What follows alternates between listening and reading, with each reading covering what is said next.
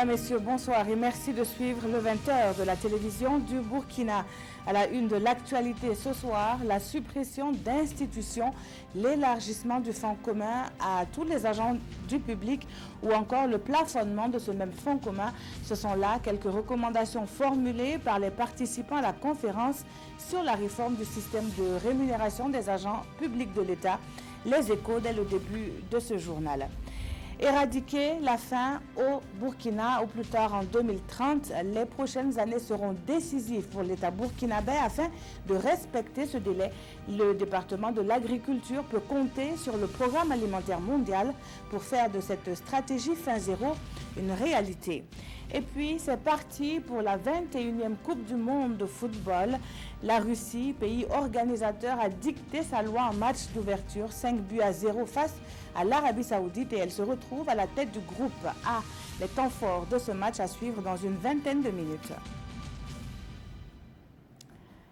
Bienvenue à tous. La conférence épiscopale Burkina-Niger est de retour d'une mission effectuée au Vatican et sur la tristement célèbre île de Lampedusa. Les évêques membres de cette conférence disent avoir placé ce pèlerinage sous le signe d'un plaidoyer contre la mondialisation de l'indifférence. Ce matin, ils étaient reçus en audience par le président du Faso, le compte-rendu avec Roger Cam et Frédéric-Étienne Bassenga. Les évêques du Burkina et du Niger, en assemblée générale à Ouagadougou, rendent une visite au président du Faso. Ils sont allés dire merci à Rochma Christian Kaboré pour le soutien du gouvernement lors de leur pèlerinage à Rome et à Lampedusa, mais aussi échanger avec lui sur la situation sociale du Burkina Faso. Un but déjà un peu à la famine qui s'annonce, puisqu'il y a beaucoup de communes en situation de déficit. Il y a bien sûr ce peuple de jeunes avec beaucoup de chômeurs. Il y a les petits, il y a aussi bien sûr les syndicats avec les revendications catégorielles, peut-être légitimes.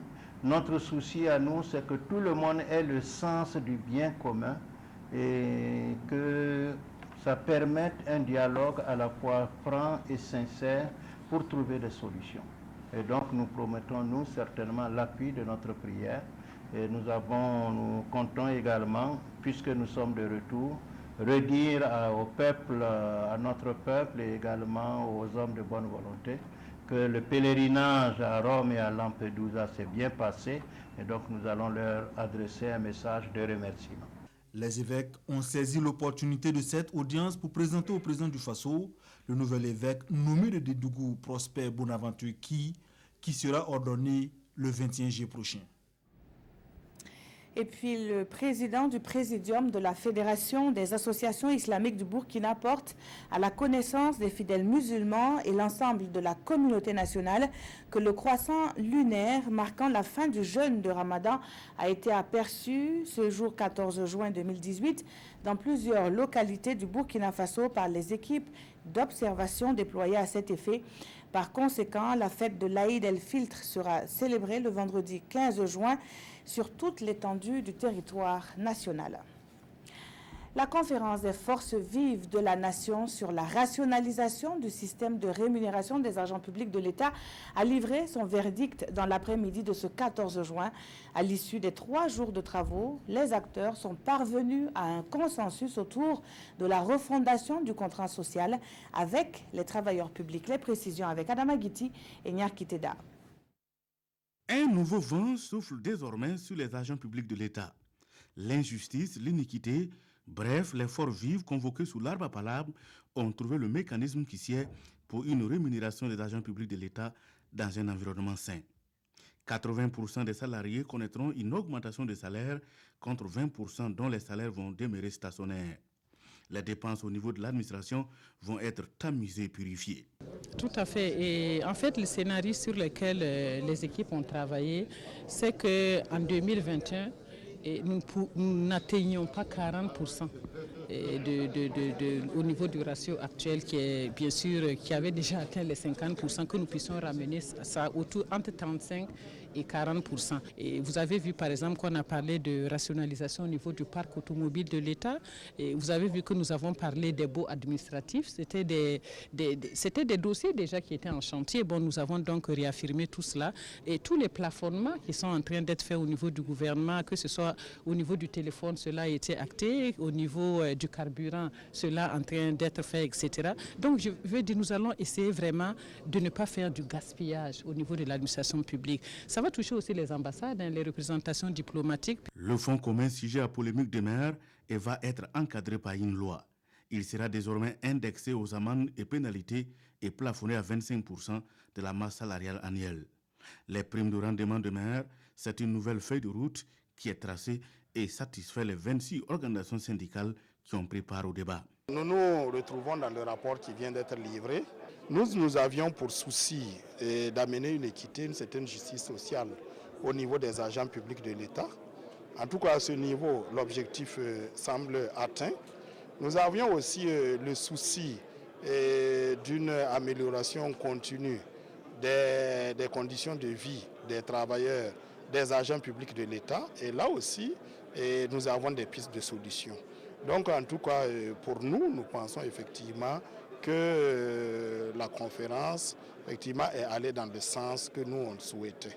Pour le chef du gouvernement qui a dirigé de bout en bout les travaux, c'est le Burkina Faso qui gagne et dit prendre toutes les mesures pour la mise en œuvre effective des recommandations. Nous venons de dégager les voies qui rendront compatible l'adéquation entre les dépenses et les ressources publiques d'une part et l'adéquation entre l'offre et la demande de services publics d'autre part. Quitus a été donné aux techniciens de tout peaufiner pour que cela soit acté dans un délai maximum de 5 mois.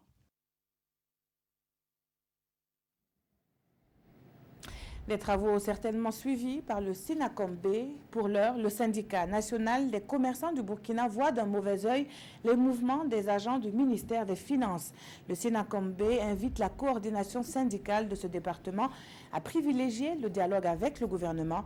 Le compte-rendu de la conférence de presse animée avec Moussa Oudraogo et Bouma Ernest Nebié.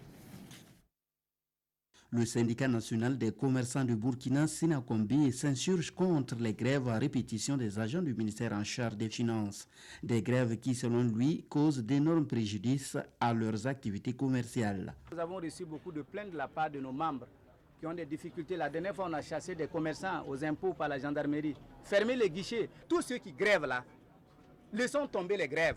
Parlons des réalités et avançons pour le développement du Burkina.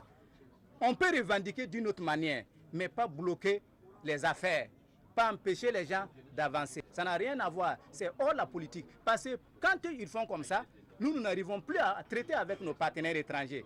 Ils disent que dans votre pays, il y a l'instabilité, il y a telle chose, il y a telle chose. Nous voulons de la stabilité pour faire les affaires. Par rapport au fonds commun qui divise actuellement gouvernement et agents du ministère en charge des Finances, la position de SINACOMB est claire. Par rapport au fonds commun, nous disons qu'il est temps que les agents qui grèvent révisent leur position.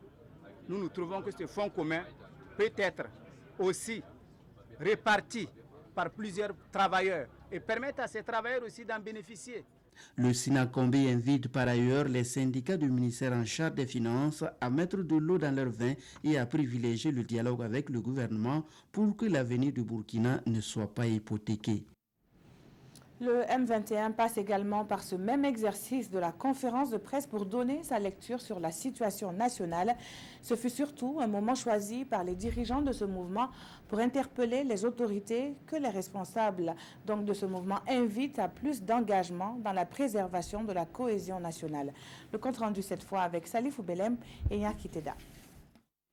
Face aux hommes des médias, le leader du mouvement du 21 avril donne sa lecture de la situation nationale.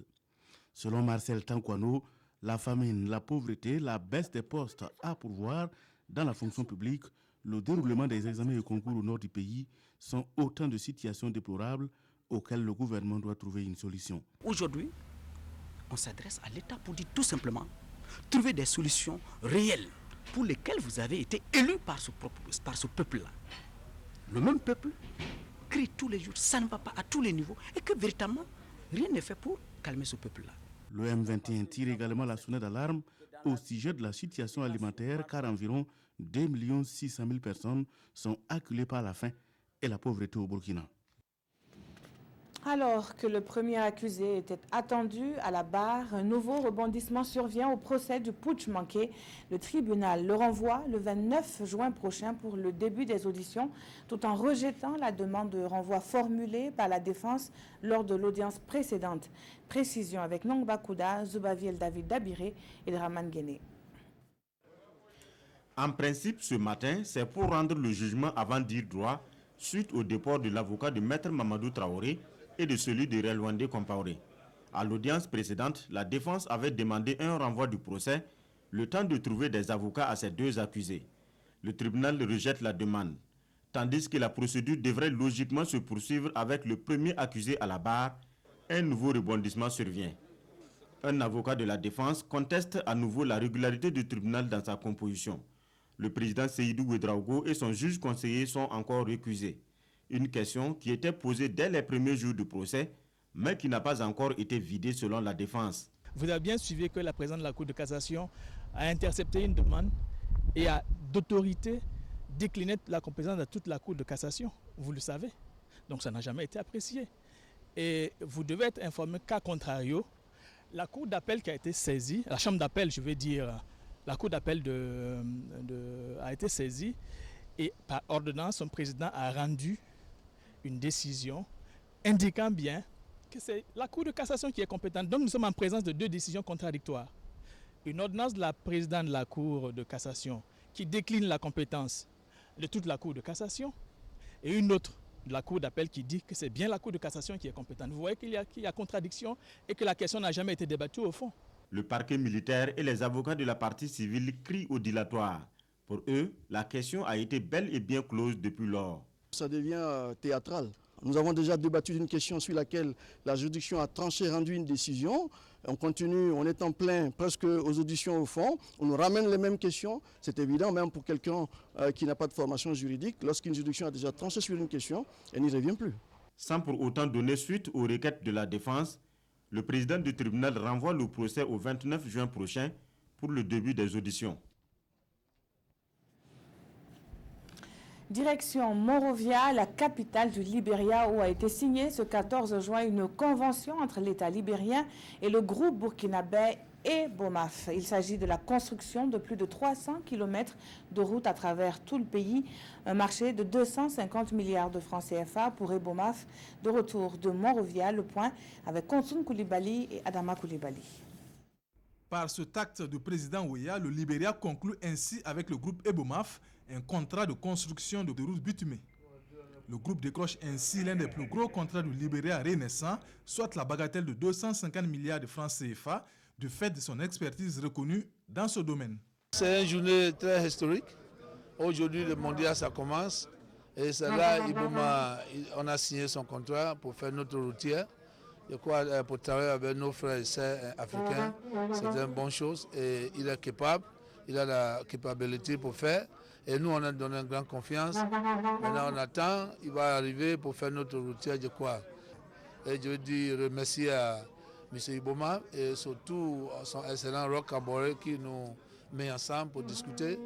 Et avec cette grande confiance, je crois qu'il va tout faire pour faire notre routière. Un contrat que le groupe Eboma veut mettre à profit pour montrer son savoir-faire et surtout étendre davantage ses activités dans la région Afrique de l'Ouest.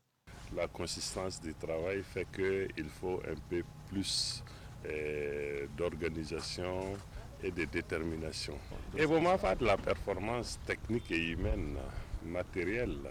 Ebomaf aujourd'hui, pour ceux qui connaissent bien la société, elle est multidimensionnelle. Nous avons tout ce qu'il faut pour faire face aux défis que présente le continent africain. Et le contrat comprend 337 km de routes à construire. Le ministre des Affaires étrangères et de la coopération Alpha Bari a traduit le soutien du président du Faso à cette convention qui devrait ainsi permettre à une expertise burkinabé de soutenir un pays ami qu'est le Libéria dans son processus de reconstruction. Et dans la suite de ce journal, nous parlons de cette ambition affichée du gouvernement, celle d'éradiquer la faim au Burkina d'ici à 2030. Pour l'heure, il faut s'approprier la mise en œuvre des rapports d'une revue stratégique baptisée Faim Zéro. Yacouba Gamene, Iniwalko et Janine Kambire, reportage. La question de la sécurité alimentaire et nutritionnelle reste une préoccupation de notre pays. Plusieurs réflexions irrélatives ont été conduites. En témoigne le nombre de documents d'orientation dans le domaine.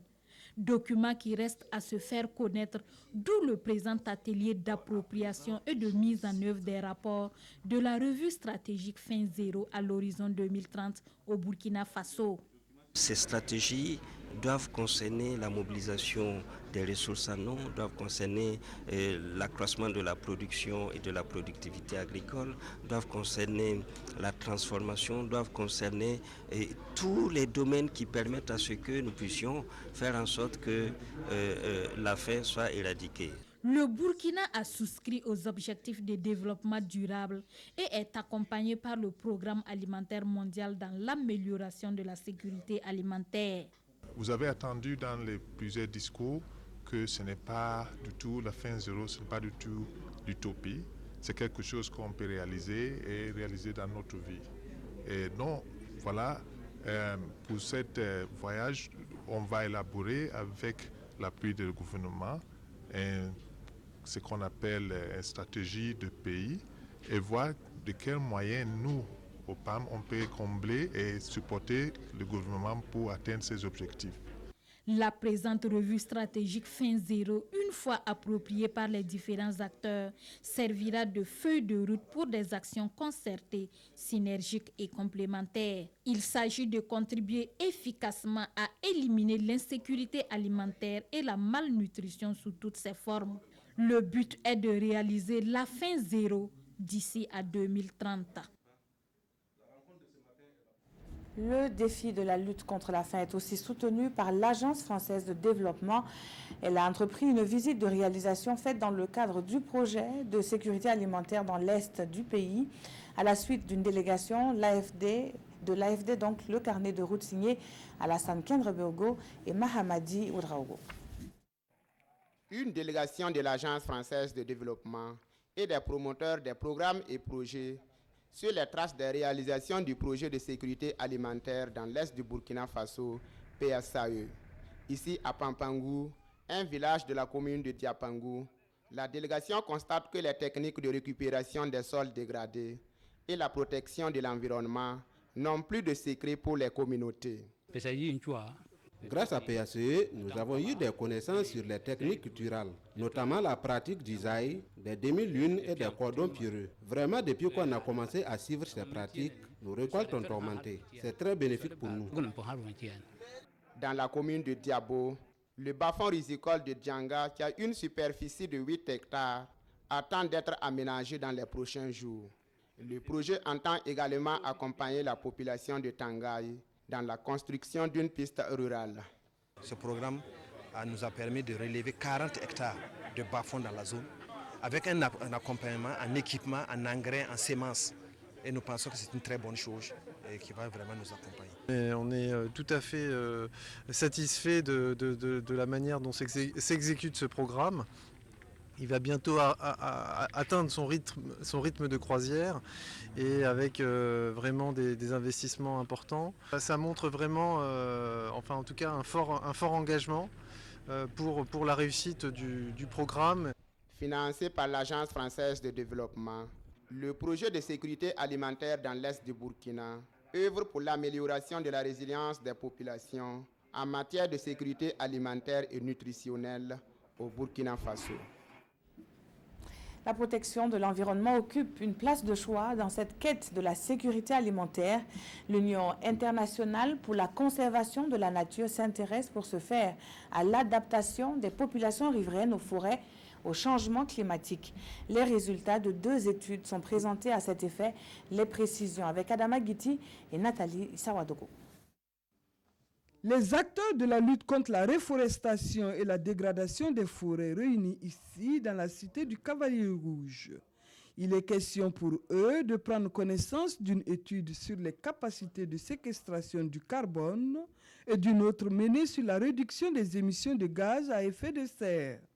Cette rencontre de Koudougou va également se consacrer à la finalisation de ces deux études. Il s'agit premièrement de passer en revue deux groupes d'études. Le premier groupe d'études porte sur les capacités de séquestration du carbone. Comme vous le savez, les forêts, les arbres en général, permettent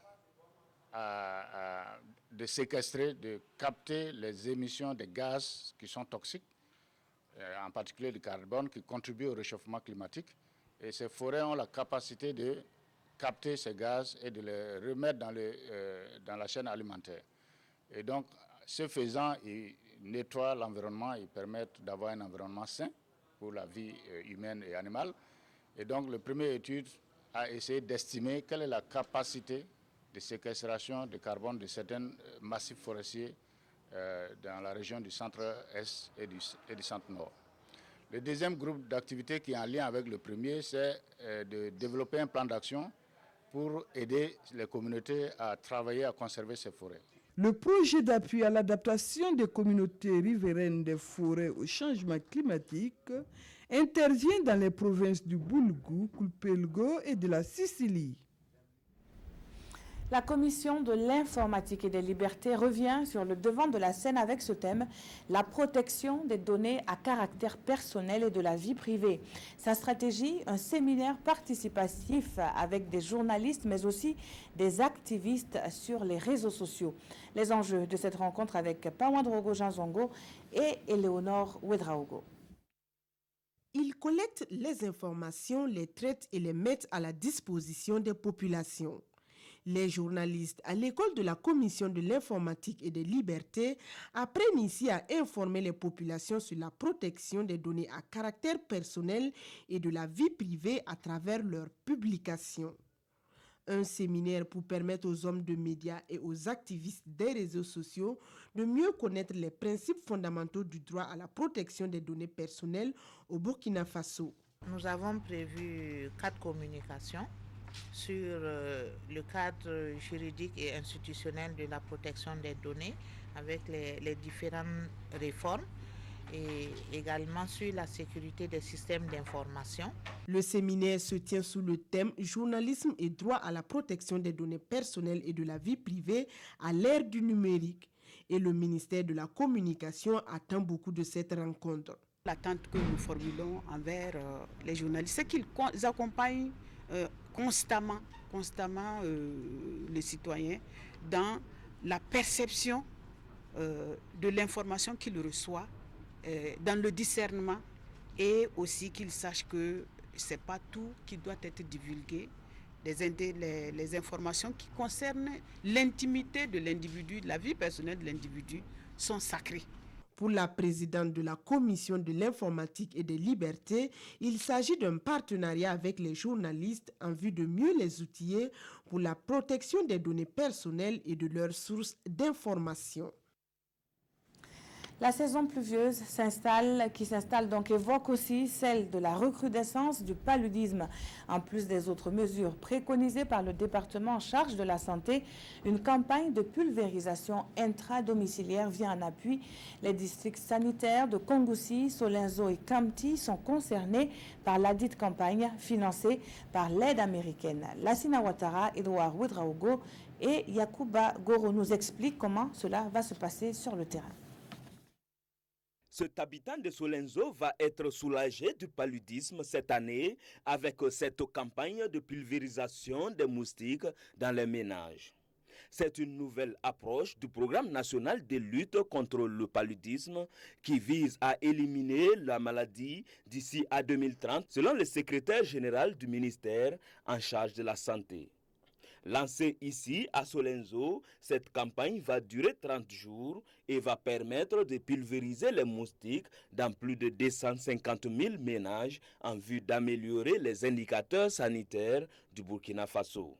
On s'est rendu compte que faire cette pulvérisation pour éliminer, détruire totalement donc, le vecteur du paludisme débarrasse définitivement pendant très longtemps les ménages, les familles, donc de cette maladie qui est une préoccupation majeure en matière de santé pour nos populations. Avec 16% des décès, 42% des consultations et 44% d'hospitalisation, selon les données du ministère de la Santé, le paludisme constitue le premier motif de consultation dans les centres de santé au Burkina Faso. Solenzo, Kangoussi et Comti ont été choisis parce que après des études entomologiques et également le taux de décès et de mortalité, on s'est rendu compte avec le programme de lutte contre le paludisme que c'était ces trois districts qu'il fallait commencer par. Il y a toujours les différentes méthodes que PMI à travers USAID et CDC vont utiliser. La campagne de pulvérisation intradomiciliaire va protéger plus de 800 000 habitants des 10 districts et s'inscrit dans le plan stratégique 2016-2020 du ministère de la Santé. Avant de poursuivre ce journal, je rappelle pour vous ce communiqué de la FAIB relatif donc à la fête de l'Aïd el-Filtre. Le président du présidium de la Fédération des associations islamiques du Burkina porte à la connaissance des fidèles musulmans et l'ensemble de la communauté nationale que le croissant lunaire marquant la fin du jeûne du Ramadan a été aperçu ce jour 14 juin 2018 dans plusieurs localités du Burkina Faso par les équipes d'observation déployées à cet effet. Par conséquent, la fête de l'Aïd el-Filtre sera célébrée le vendredi 15 juin 2018 sur toute l'étendue du territoire national. Tous les projecteurs sont tournés vers la Russie qui abrite la 21e Coupe du Monde de football. En match d'ouverture, le pays organisateur donne le ton de cette rencontre mondiale du foot. La Russie s'est imposée 5-0 face à l'Arabie Saoudite. Le résumé de ce premier match du mondial avec Khalifa Ouattara. Zach Zubia qui est juste en rentrant en jeu avait marqué de la tête le but du 3-0. Le pays organisateur entame de fort belles manières son mondial. 12 minutes ont suffi pour déstabiliser l'Arabie Saoudite. Galovin dépose le ballon sur la tête de Gazinski. Une tête décroisée et la Russie ouvre le score. Mais là, vous le voyez, il a sauté plus haut que tout le monde. Il est à la récupération du centre d'Alexandre Goldovin. Il vient tromper Abdoulaye Al-Mayouf. Les Saoudiens tentent de réagir. Ils dominent dans le jeu, mais par une attaque rapide. Denis Cherichev, d'un petit piqué, se débarrasse de deux défenseurs. La frappe du gauche du joueur de Villarreal file en lucarne. De Denis, le retour de Mohamed Al-Bouraïk. Et derrière une nouvelle fois, du gauche, il vient fusiller Abdullah Al-Mayouf. 2 buts à 0. C'est le score à la pause. La deuxième période voit un autre coaching gagnant de la part de l'entraîneur russe. Une minute seulement après son entrée, Artem Zuba, un peu dans le reculoir, place une tête croisée. Nous jouons la 71e minute. Dans les arrêts de jeu, Denis Cherichev signe son doublé. Un extérieur du pied gauche, aussi sublime que le coup franc de Galovin. Frappez ce coup franc Golovin. Et ça fait 5. Un ballon parfaitement brossé qui contourne le mur. 2 passes décisives et 1 but pour le milieu de terrain russe. 5 buts à 0. C'est le score final. La Russie pourrait se qualifier dès sa deuxième sortie face à l'Égypte le 19 juin prochain. Et oui, la Coupe du Monde qui est l'un des sujets phares des quotidiens de ce 14 juin. Les rédacteurs experts voient briller au moins une des 5 équipes africaines participant à ce mondial 2018. Autre sujet à lire, le renvoi du délibéré sur l'extradition de François Compaoré. La revue de presse est signée Abdoul Rasmané Zango. À l'image d'une jeune fille dont la beauté de fée attise la convoitise, surtout des hommes solitaires, qui craquera sous le charme de ce trophée mondial ici à l'image, qui cherche un et un seul preneur au pays de Lénine ou de Poutine. Si vous raffolez les statistiques, aujourd'hui au Faso vous en offre quelques-unes. Mis à part les nombreux aéroports et hôtels flambant neufs, le mondial Russie 2018, c'est 13 milliards d'euros, 12 stades, 32 équipes, 64 matchs, dont celui inaugural ce jeudi, met aux prises la Russie et l'Arabie Saoudite. Quelles sont les chances des 5 représentants africains, Nigeria, Égypte, Maroc, Tunisie, Sénégal? Le journal Le Pays se jette exagérément dans l'eau et remue Pierre de Coubertin dans sa tombe pour qui l'essentiel c'est de participer. Le journal Le Pays rétorque, je cite, « Il est temps pour l'Afrique de ne plus simplement participer, mais de travailler à remporter le trophée. » Attention à l'avidité vorace ou à la voracité avide, prévient aujourd'hui au Faso qui reste réaliste. Pour ce confrère, l'Afrique a certes des atouts, mais il ne faut pas avoir des ambitions gargantuesques, trop gourmandes. Et l'Obs joue à l'arbitrage et tempère un peu. Peut-être enfin aura-t-on une équipe africaine accéder au stade de demi-finale. Autre actualité, c'est la gifle judiciaire subie par le Burkina Faso, regrette aujourd'hui au Faso, suite au renvoi du délibéré sur l'extradition de François Compaoré au 3 octobre prochain. Le journal Aujourd'hui au Faso ne décolère pas. Pourquoi la justice burkinabé demande une extradition et se fait prier pour apporter des preuves? Est-on en cours de preuves? Tout ça pour rien. Alors, tout de suite, vous aurez votre émission Controverse à partir de 21h qui porte donc sur l'illégalité ou non des sit-ins au Burkina. En débat ce soir, le Conseil d'État, à la demande du gouvernement burkinabé, a rendu un arrêt sur l'illégalité des sit-ins comme forme de protestation, mais les syndicats habitués depuis longtemps à ces pratiques estiment vouloir continuer. Controverse lance donc le débat à partir de 21h en direct autour de Simon Gongo, des invités, Abdoul Karim Sango, représentant le gouvernement, Émile Pargui-Paré du MPP, Moussa Diallo de la CGTB et Souleymane Badiel de la FSINTER discuteront donc de l'illégalité ou non des sit-ins et de l'avenir des mouvements sociaux dans le pays. Ne ratez donc pas Controverse tout à l'heure après ce journal. Merci de l'avoir suivi. Très bonne soirée sur la télévision du Burkina.